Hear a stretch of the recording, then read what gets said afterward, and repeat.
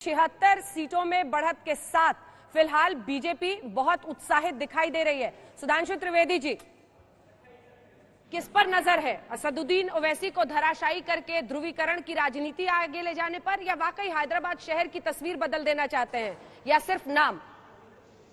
अंजना जी, देखिए समस्या क्या है कि भारतीय जनता पार्टी जब भी आती है, जहां भी आती है, विकास करती है। मैं ईमानदारी से कह रहा हूं, जब जब केंद्र में हमारी सरकार रही है, विकास दर सदैव महंगाई दर से कम 1.5 से 2 गुना रही, और जब जब कांग्रेस की रही इसका उल्टा रहा है। परंतु हमारे ऊपर सांप्रदायिकरण का आरोप लगाया जाता है। हमारे कभी किसी विरोधी ने यह नहीं कहा कि बेहतर विकास के अवसर, बेहतर रोजगार देने के लिए हमारे साथ आओ।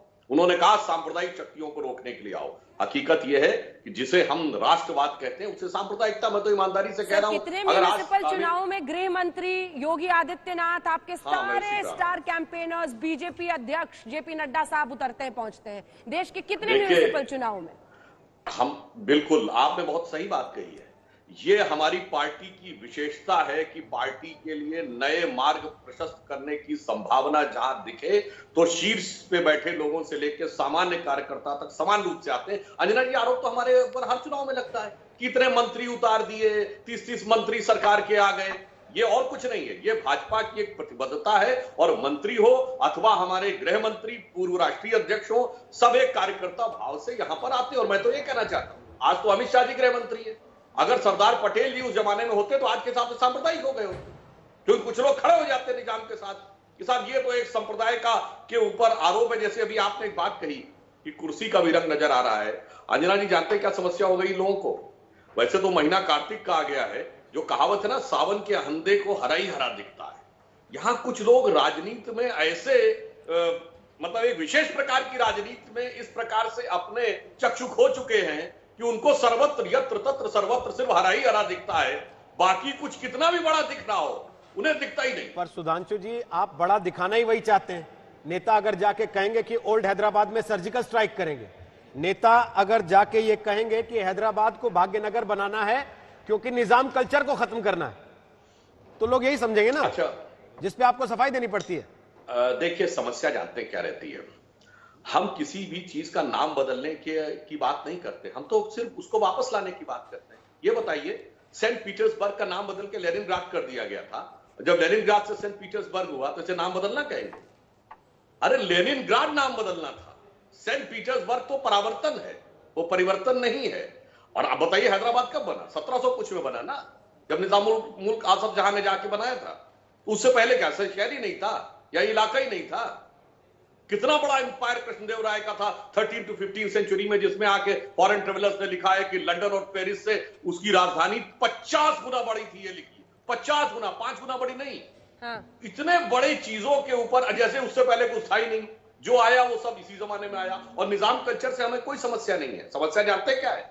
जब ओल्ड हैदराबाद में खड़े होकर ये कहा जाता है, वहां के लोग ये कहते हैं कि 15 मिनट नेता कहते हैं, या कोई ये कहता हमने 800 साल इस देश को हुकूमत की। इस कल्चर और इस मानसिकता से हमें ठीक है। चलिए वापस आते हैं आपके पास। मधु यक्षी गौड़ा भी हमारे साथ है ना, कांग्रेस के नेता हैं, उनसे भी पूछेंगे जरा।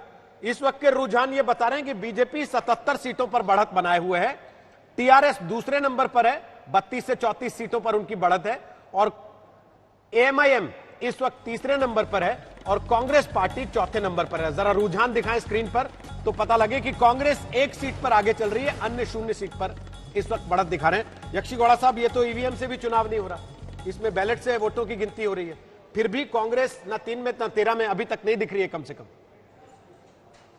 आपने मेरे से पहले आपको प्रवक्ता साहब ने ठीक तरीके से पूछा है, ये जो चुनाव हो रहा है हैदराबाद की विकास की बात कर रही थी, यहाँ विकास को छोड़कर जब 6 साल से केंद्र में सरकार में है, स्मार्ट सिटी की प्रोग्राम तो वेंकैया नायडू से लेके आए बीजेपी सरकार ने, आज तक स्मार्ट सिटी के हैदराबाद की क्या विकास, तो कोई बात नहीं किया। वित्त मंत्री बात किया, योगी आदित्यनाथ बात किया, नड्डा जी ने बात किया, हैदराबाद की विकास के लिए क्या किया था आपको? आवाज ठीक करनी होगी थोड़ी, आवाज में ऑडियो में प्रॉब्लम है सर। मैं आ रही हूँ आपके पास, ऑडियो ठीक कीजिएगा, आवाज कट कट के आ रही है। आशुतोष जी, देखिए दुश्मन सही चुना है, और राजनीति में यह भी बहुत महत्वपूर्ण होता है कि जो प्रतिद्वंदी आप चुने, अगर वो सही चुने, संदेश यही जा रहा है कि ओवैसी के गढ़ में जाकर उनको ललकार रहे हैं।